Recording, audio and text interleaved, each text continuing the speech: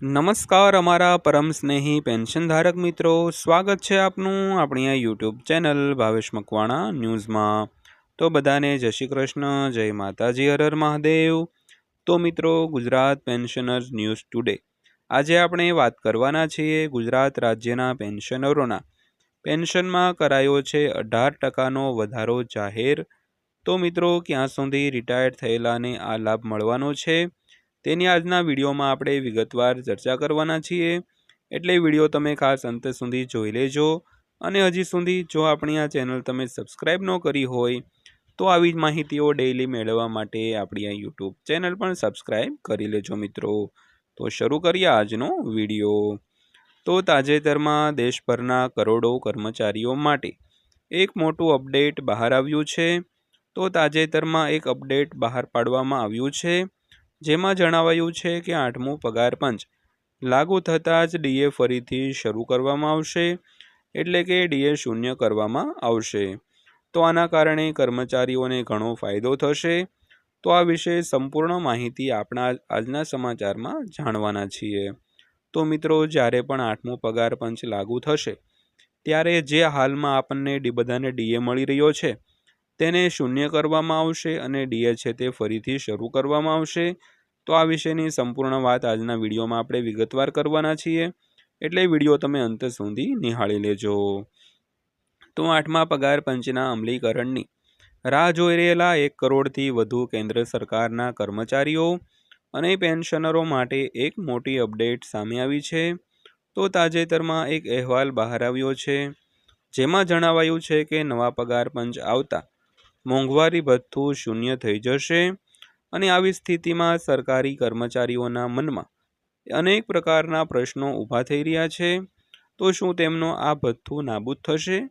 તો આ ઉપરાંત કર્મચારીઓ એ પ્રશ્નનો સીધો જવાબ પણ ઈચ્છે છે કે મોંઘવારી ભથ્થું શૂન્ય થયા પછી તે ફરીથી કેટલું વધશે અને આ વધારો કેટલો થશે?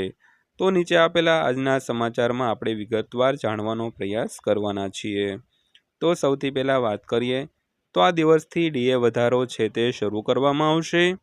તો માહિતી આપતા મોંઘવારી ભથ્થાની ગણતરી કરનારા નિષ્ણાંતે જણાવ્યું હતું કે જ્યારે પણ નવું પગાર પંચ લાગુ કરવામાં આવે છે ત્યારે તેના અમલીકરણના મહિના સુધી ડીએ ઉમેરીને વધારો લાગુ કરવામાં આવે છે।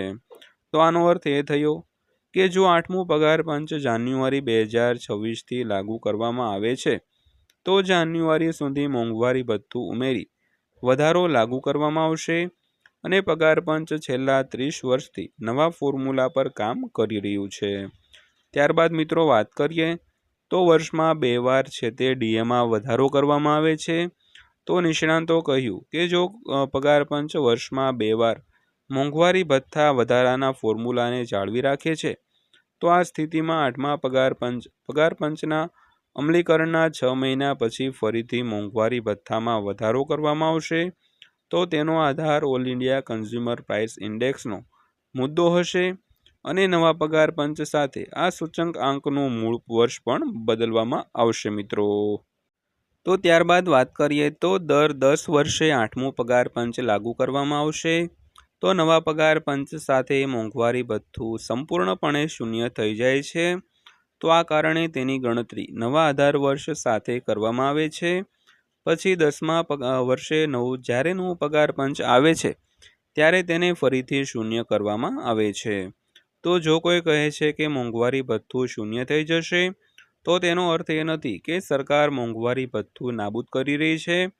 જો કે નવું પગાર પંચ તેમની ભલામણો લાગુ થયા પછી પગાર વધારો કેવી રીતે આપે છે તે નક્કી કરવામાં આવે છે અને હાલમાં મોંઘવારી ભથ્થું વધારવાનું જૂનું ફોર્મ્યુલા છે તે કાર્યરત છે મિત્રો। તો મિત્રો, આ હતી આજની માહિતી। વિડીયો પસંદ આવ્યો હોય, માહિતી સારી લાગી હોય તો વિડીયોને લાઇક કરજો અને આવા જ વિડીયો રોજે રોજ જોવા માટે આપણી આ યુટ્યુબ ચેનલ પણ સબસ્ક્રાઈબ કરી લેજો।